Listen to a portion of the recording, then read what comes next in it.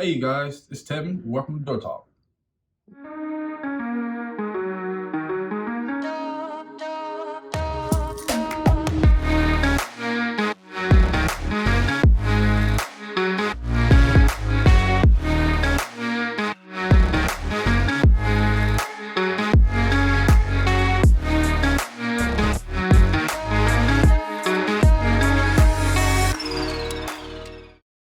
Welcome back to Door Talk. I'm Matt Gaines from Warren Doors and Access Control right here in Pensacola, Florida.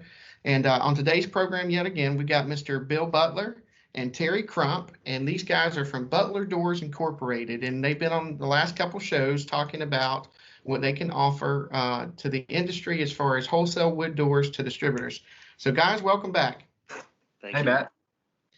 All right, so last time we were talking a little bit about the construction of your wood doors and the vendors that you guys were using and your availabilities to custom finish and custom prep the doors as necessary, from everything from hardware to light kits to louvers or whatever else you might need to put on there.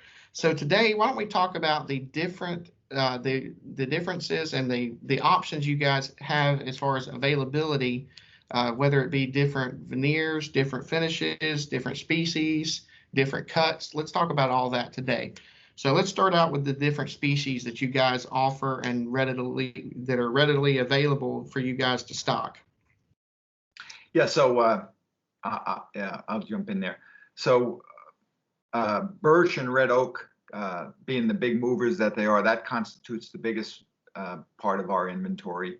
Plain slice red oak, birch, rotary red oak, rotary natural birch. We do stock a little bit of plain slice natural birch, and something that's come of more popularity, rotary white birch has become more popular, so we're stocking more of that. Yeah. In the birch. As far as the other species, we also stock plain slice white maple, which over the past 10 or 12 years has become more popular. It's a very the wood is so flexible and can do a lot of things with plain slice white maple. Beautiful looking. Also stock the plain slice mahogany, plain slice cherry, white oak, some of the other things. So we've tried to have a good cross section of veneers available, and in the various sizes. We don't stock like in like the cherries and mahoganies, the breadth of sizes that we do in the birch and red oak, but we have the sizes that allow us to be flexible to restyle and re-rail like we talked earlier. Right. In those species. Well, that's great. So what about as far as different types of matches and cuts? Do you have different? I know you said you have plain slice and a few things like that, but as far as book matching the doors and matching them, stock to stock to make sure they look similar, what do you guys have for options for that? We do stock in some of the oaks, both white oak and red oak. We'll stock rift cut doors, slip matched, book matched. The advantage of slip match is, of course, forever it seems like the barber polling is an issue with end users or customers, but not so much the manufacturers. They recognize that as not a flaw, and Right. but we want to accommodate the customer and what they need. So we'll stock some of that stuff. Not every species and every cut, but some of the more common ones we'll have on hand. And that's good to know, because like you said, and I think we might have lost Terry's video, but we can still hear him. Oh, there he is. But that's good to know, because especially from a standpoint of a distributor, like you said, Bill, the most common things that you're going to go to anyway are going to be those red oaks and those birches of different types. So to know that you guys have a good inventory of that with the different sizes readily available and ready to go, but you also have the ability to do a custom door out of another size or another species or another cut, and that's good to know too. But sounds like you guys have an edge on the market, and you know what's selling, so you're going to stock what's selling, and that's a good advantage for people like us that are going to need stuff quick. So normally on Door Talk here, we don't talk about pricing too much, but so I'm not asking for specific numbers, but from a comparison standpoint, obviously we know that we're going to need these doors quick if we come to you guys to order them. So I know that there's going to be an increase, but generally, what do you try to do for your pricing for your customers? Do you talking 25 or 50% over the cost of an actual manufacturer, or what does that price range usually look like for you guys and for your customers? Well, I don't know if we've ever looked at the percentages wise. Certainly it's a little bit more expensive, but the feedback we've gotten, Matt, over the years is that, because we don't have like minimum charges, and I don't know, that used to be an issue with some of the manufacturers. If you were ordering one door from them, you didn't get, the best pricing. And so if you ordered one door from us, since we were buying in volume from our vendor, we were kind of passing along the savings that we're receiving. And then even with our margins on there, was still going to be close to or better than from the manufacturer. Right. So, but the way we like to think about it is, again, and if looking at it from a distributor standpoint, if a distributor's talking to an owner, and let's say it's a 6-door job, and our prices are on 6 doors, it's $50 a door. I'll just use $50 just for example. So $6 doors, $50, $300, and you say to the owner, well, listen, I can get these doors from this vendor, and it's going to be, 12 weeks from now at this price. Or I have another secondary vendor that will do the same thing. We can have these doors in 3 weeks, and it's 300. It's be 300. Now it's cost 300 plus his margin, and the owner is probably going to say, let's just get the doors for that, difference in pricing. It's not a big enough difference to be a deal killer there. Right. And so we've been always sensitive, and I know Terry and I talk. We've always tried to be competitive with what the market will bear. And I think just the fact that, when you're not to, but when you're around long enough, that, where that market is and where you have to be in certain items. And it's, it's a little bit of a feel to it. Again, that's where I think the experience that we have being in the industry so long, there's always low prices out there. We've never tried to that be our main thing. You got to be competitive, certainly, but we never really want to be the low priced option. Yeah, because there comes consequences with that as well. I mean, if you're always the lowest price on everything, then something suffers. Quality, speed, something. I heard a saying one time that you could only pick two things: quality, speed, and price. So you have to pick 2 of those options. But it sounds like you guys have found a good balance across all 3. Well, the other thing, Matt, if I could just share a story from just a few weeks ago with a customer we had. He had ordered, talk about different veneers. He had ordered an order from us in rotary natural birch. And we did the job. It gets out there, and about a week later, he calls up and says, golly, he says, this owner, these doors, this is not what he expected. And as we all know, what you can get with rotary natural birch, you can get a mixture of heartwood and sapwood. And some people think it's beautiful. I mean, that's the beauty of wood. And then other people think it's horrific, right? So, we said to our customer, we said, and he knew we did exactly what he asked for, he wasn't laying it on our feet, but we said, hey, listen, how about this? We got some maple doors. If you really like, or white birch, either one's going to give him that uniform white look to the door or light look to the door, and run it past him and see what he likes. Well, they ended up settling on redoing the job in plain slice white maple. We worked with the customer again, because this has been a good customer of ours for years. We didn't need to make double profit, so to speak, on him. So we work with him just to keep his customer happy.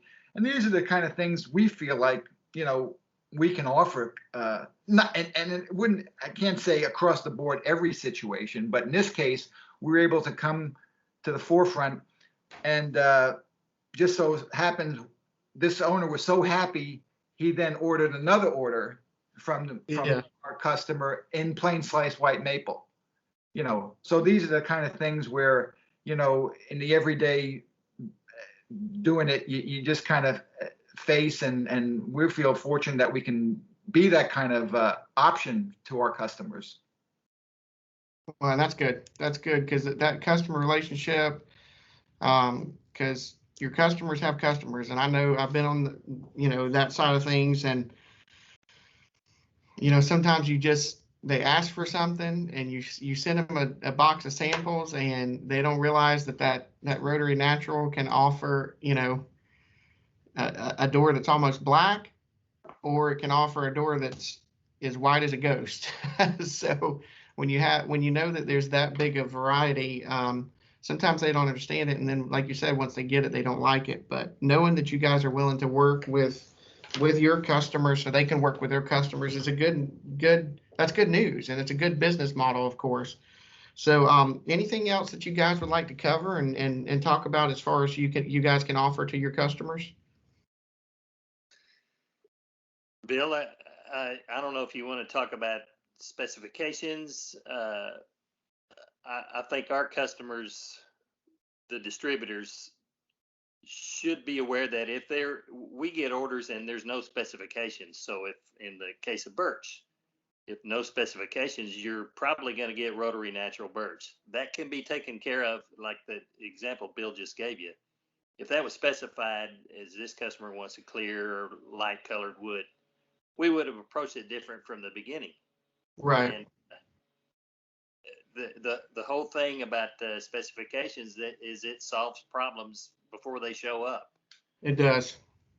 And a lot of people don't pay much attention to that. And I'm not saying they don't. A lot of people do pay attention to it, but those specifications solve problems in the very beginning. Yeah, and you're right. Well, not only that, I mean, the specifications, when we do get to see them, sometimes we kind of scratch our heads. The manufacturers are listed that are no longer in business, and it's been that way for a long time. And and this is again where Terry and I feel like, with our experience and know-how over all the years, there's a lot of new people in this industry, and it can be sometimes overwhelming. For us, we're singular focus, wood doors.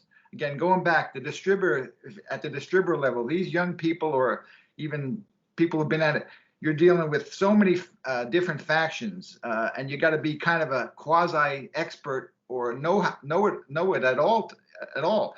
So we feel like we can be a sounding board. We think about the mentors we had over the years.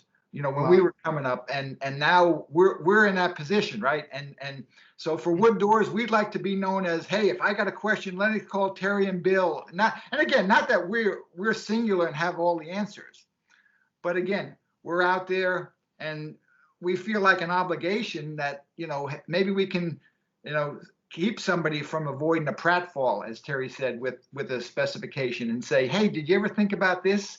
Approaching, go back to the owner or contractor and at least discuss it on the front end, not on the back end, where on the back end it's going to cost somebody money. Somebody's going to, if they're not happy. Right, exactly. Well, and that's good to know as well, because, specifications, like you said, Bill and Terry, that's something that does get overlooked. But knowing that you have a wealth of knowledge in you two, that they can pick up the phone and call and say, hey, there's nothing specified, but what questions should I ask? Because a lot of distributors, they don't know, because like you said, there's stuff in those architectural specifications. I mean, I've seen hardware listed in those specifications, you guys are familiar with the CDX 8, 7s, 9s, and then now they're on 10Xs. So there's locks specified in here that have been discontinued for 5 years. So, and it's no different on doors. And what I love, the things that I love to see are when people, put these very top tier grade veneers in there, and they don't need it. I mean, this is an office building, you know, and this is an office building. The doors are just going to get beat up anyway. Why do we need the grade 1 or you know, AAA grade doors or AA grade doors? Why is that necessary? It may not be. So if you talk to your distributors and talk to your customers, and they can ask you those questions, you can might say, hey, you can save $100 or $70 per door if you change this. And you can get uniformity if you do this. So that's good to know that you guys are available for that kind of information. Yeah, for sure. Well, anything else that you guys would like to cover as far as your offerings for Butler Doors? The only other thing I just want to, we get so caught up with the veneers is that we also all do small quantity quick ship plastic laminate doors also. Really? Okay. Of course, in our market, the Texas market, that's a big thing, and I think nationwide now. But that was really early on for us. That was something that we had to offer. And again, it's nothing that, you know, if it's 50 doors or 80 doors, we're probably not your source there. But if it's 5 doors or 8 doors or 10 doors, you know, we'll tackle it all day long. Right. Okay. So, and of course with laminate, you know, there is no stocking because there's, again, a gazillion choices. Yeah. So no one can be a stock. I mean, I know over the years certain distributors that had certain customers would stock certain laminate choices, you know, that they knew they were getting repeat business. But really, it's impractical to do that. So we don't stock any laminate per se. We stock the 1 5/8 cores to laminate, and so, you know, but that's becoming you know, a bigger part of the market. The other thing we do, just kind of throw out, you know, things like lead line doors that we stock, right, which again are a specialty. We like to think, you know, you can't, you know, we don't do any STC doors, but we have a pretty good you know, selection that you can call us about or less. And again, we always just call and ask, and maybe we can, if we don't have it, we can source it quicker than your other option. Right. And that's good to know. So, well, guys, thank you so much for taking time to be on this Door Talk with us for the last 3 episodes. And it means a lot. You know, we're just trying to continue to get our name of Door Talk out there. And by doing that, we want to help, you know, our vendors and our customers do the same thing. And we want this knowledge to be out there, because the point of Door Talk is just to get information to the door industry. And that's what we want to do.